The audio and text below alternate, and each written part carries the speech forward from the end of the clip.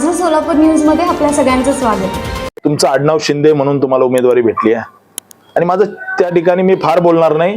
त्यांच्या मध्यमधून त्यांना कुठेतरी 51-53 हजार मत आहे।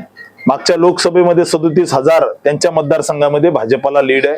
त्याच्या अगोदर ते ज्यांचा वारसा चालवतात, राजकीय वारसाने त्यांना जे अनुकंपाने जे काही तिकीट भेटलंय वारसा हक्काने, त्या ठिकाणी त्यांच्या मतदारसंघामध्ये मागच्या 2014ला त्यांच्या पिताश्रीच्या विरोधात भारतीय जनता पार्टीला 48,000चं लीड त्या मतदारसंघात भेटलेलं आहे। त्यामुळे तिथल्या मध्यमधली जनता कंटाळलेली आहे, कुठेतरी वेगवेगळ्या पद्धतीने पुढे मागे आणण्याचा प्रयत्न करतायत। परंतु ही निवडणूक विकासाची आहे, सोलापूरच्या भविष्याची, सोलापूरमध्ये विकास झाला पाहिजे।